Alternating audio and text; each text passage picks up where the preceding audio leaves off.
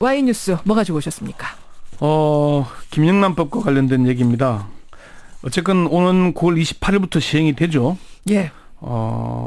여전히 그렇지만 아직도 논란이 계속되고 있는데 논란의 핵심은 식사 3만 원, 선물 5만 원, 경조사비 10만 원까지 예외적으로 인정하자는 걸 식사는 5만 원, 선물은 10만 원으로 올리자 이런 게 계속되고 있거든요. 3, 5, 10을 50, 10으로 올리자. 예. 이런 논란이 이어지면서 언론계 특히 기자들에 대한 비판이 쏟아지고 있습니다. 예.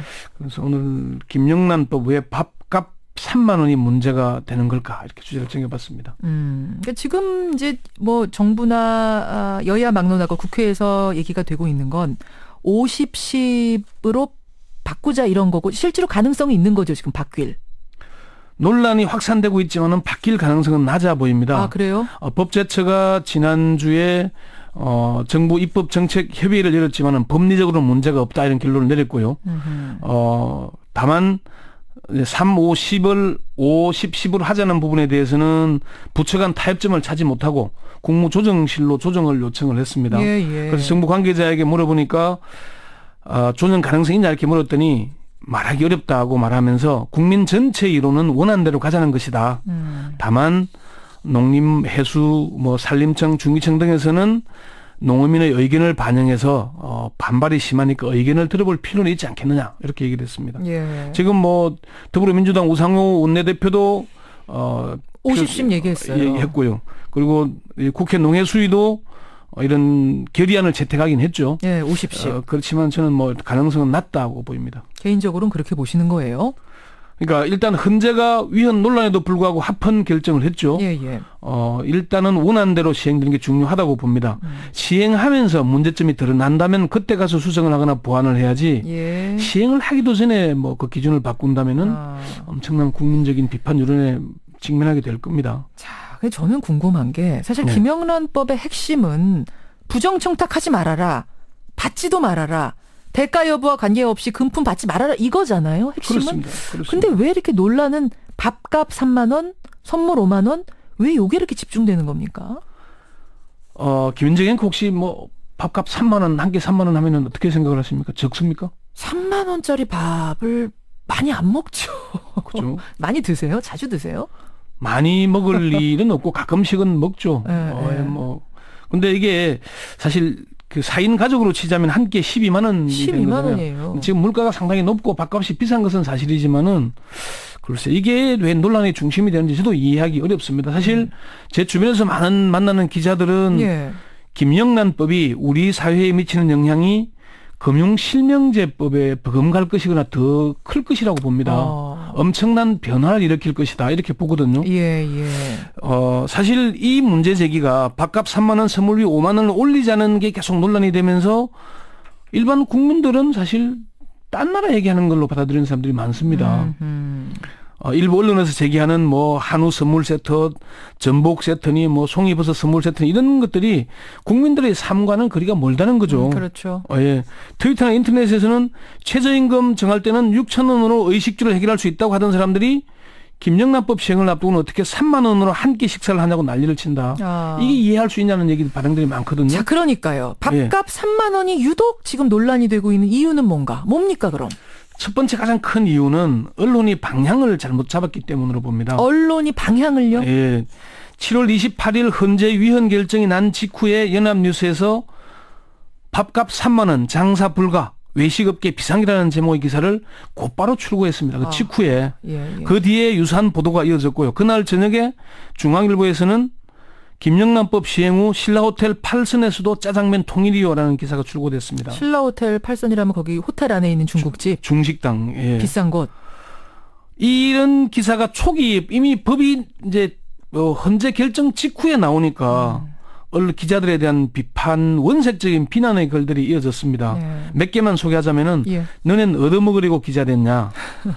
니들은 호텔 가서 맨날 얻어쳐먹었다는 거냐? 이런 얘기들까지 쏟아졌거든요. 그런 댓글들이 있었어요. 맞아요. 첫 번째 이유는 언론이 방향을 잘못 잡았다. 두 번째는 김영란법 시행이 가져올 긍정적인 변화에 대한 분석보다는 부정적인 비판의 무게를 뒀기 때문입니다. 물론 언론마다 다르지만은 주요 언론사 중 상당수가 김영란법의 후폭풍 중에 부정적인 부분에 더 많은 지면을 하려 했고 예.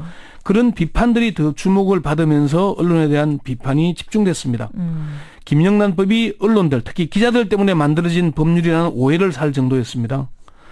김영란법에 대한 헌법재판소 결정 전에도 기획팀을 구성해서 문제점을 보도한 매일경제는 결정 다음 날 일면 머릿기사에 예. 김영란법은 한국 언론에 대한 모욕이라는 주필명의 글을 실었습니다. 아. 이게 사실 언론에 대한 비판을 자초한 부분이 큽니다. 그래요. 농민 단체의 반발이 거센 건 사실이었지만 김영란법이 미칠 긍정적인 변화와 부정적인 면에 대한 균형적인 보도가 이루어지지 못하면서 언론이 오히려 비판의 중심이 되는 겁니다. 그래요. 예. 그래서 일부 비판에서는 김영란법을 조롱하거나 희화하는 게 아닌가 그런 비판까지 사고 있었거든요.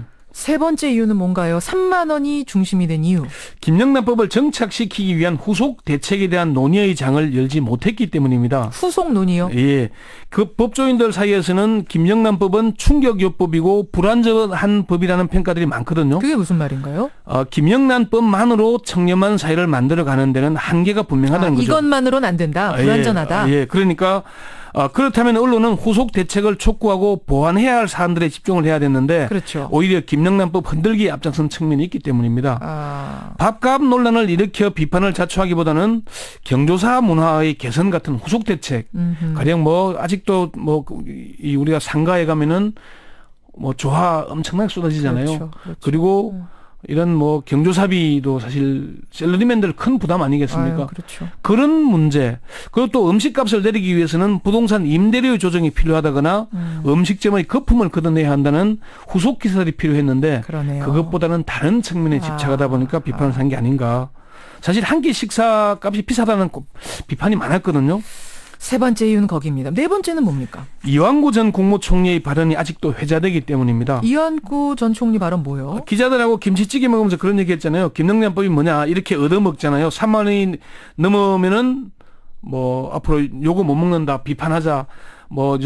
기자들이 초비상인데 안 되겠다 통과시켜야 되겠다 그런 얘기를 했잖아요. 당시에 이완구 전 총리가 이제 청문회에서 이것 때문에 한참 시달리기도 했는데 김영란법이 뭐야? 네. 이렇게 얻어먹잖아요. 3만 원이 넘잖아. 1년에서 100만 원 넘잖아. 이게 김영란법이야. 이런 얘기 했었죠. 그러면서 내가 통과시켜야 되겠다. 지금까지 내가 공개적으로 막고 있었는데 안 되겠다. 이런 식의 얘기를 했었죠. 이게 언론사를 포함시킨 의도가 의심을 사기도 했지만은 이런 이완구 전 총리의 발언과 일부 언론의 보도가 겹치면서 밥값이 논란의 중심이 되고 있는 겁니다. 그런 거군요. 예, 밥값이 중심이 되는 마지막 이유도 있습니까? 한국 기자협회가 사실 이게 좀 유감 성명을 냈죠. 헌재 결정 직후에. 맞아요. 이게 일선 기자들과는 좀 괴리가 됐다는 얘기도 나왔고 기자협회가 비판을 낸 이유야 헌법 소원을 내기도 했었고 또 나름의 이유가 있긴 합니다만 어쨌건 이 비판이 결국은 기자들이 밥 못 얻어먹어서 너가 비판하는 거 아니냐는 그런 비판을 자초한 셈이 됐습니다.